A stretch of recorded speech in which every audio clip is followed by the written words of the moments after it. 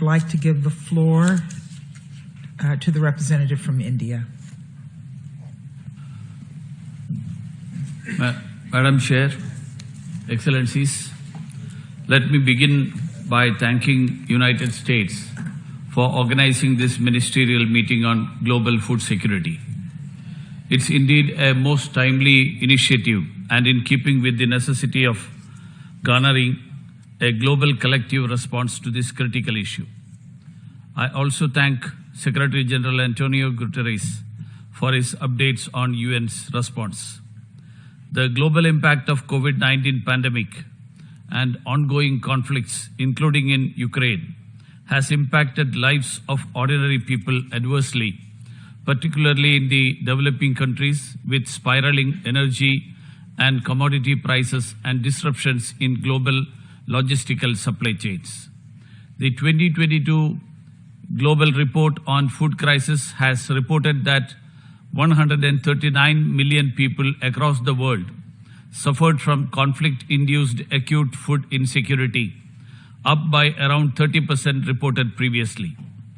The situation is therefore severe and cannot be neglected. We all need to work collectively together to alleviate the sufferings of the most affected. The food security challenges emanating inter alia from Ukraine conflict require us to respond creatively. To begin with, it's obvious that an early diplomatic solution to the conflict in Ukraine is of paramount importance. India has been consistent in calling for a diplomatic solution through constructive dialogue between the two sides. Prime Minister of India has himself stressed on this aspect in his discussions with the respective leadership. Further, we have noted Secretary General's initiative of establishing a global crisis response group on food, energy and finance. We appreciate Secretary General's call for exempting purchases of food by WFP for humanitarian assistance from food export restrictions with immediate effect. Madam Chair, a number of low-income societies are today confronted with the twin challenges of rising costs and difficulty in access to food grains.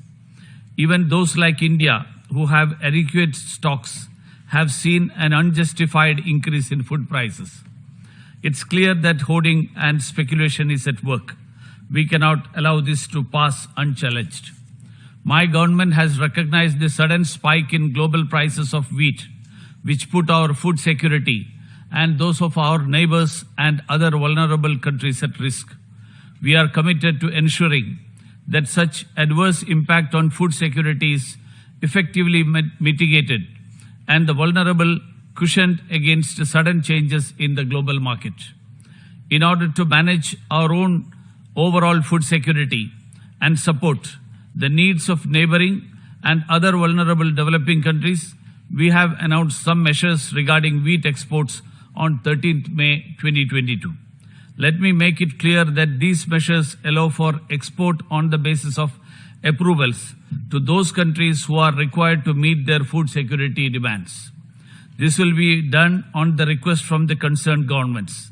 Such a policy will ensure that we will truly respond to those who are most in need. It's necessary for all of us to adequately appreciate the importance of equity, affordability, and accessibility when it comes to food grains. We have already seen to our great cost how these principles were disregarded in the case of COVID-19 vaccines. Open markets must not become an argument to perpetuate inequity and promote discrimination. As for our own track record of helping our partners in distress, even in the middle of the COVID-19 pandemic and ongoing conflicts, India has never found wanting. We have provided food aid in the form of thousands of metric tons of wheat, rice, pulses and lentils to several countries, including our neighborhood and Africa, to strengthen their food security. In view of the deteriorating humanitarian situation in Afghanistan, India is donating 50,000 metric tons of wheat to the people of Afghanistan. India has continued its humanitarian support for Myanmar, including a grant of 10,000 tons of rice and wheat. We are also assisting Sri Lanka, including with food assistance during these difficult times.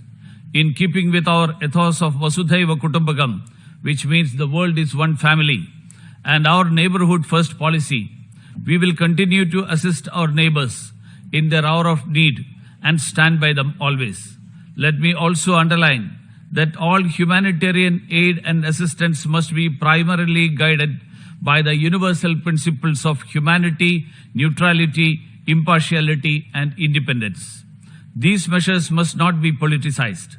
There is an urgent need for the donor community to scale up assistance to conflict-affected countries and to ensure that humanitarian agencies receive the necessary funding to fully execute their plans without politicization of basic needs of the people. India remains strongly committed to the cause of global food security and also has contributed to UN Central Emergency Response Fund and the UN OCHA in response to various humanitarian crises over the years. Our spearheading of the UN General Assembly resolution for declaring year 2023 as the International Year of Millets was aimed at addressing similar such food security challenges. In conclusion, Madam Chair, let me emphasize that India will play its due role in advancing global food security, and it will do so in a manner in which it will uphold equity, display compassion, and promote social justice. Thank you, Madam Chair.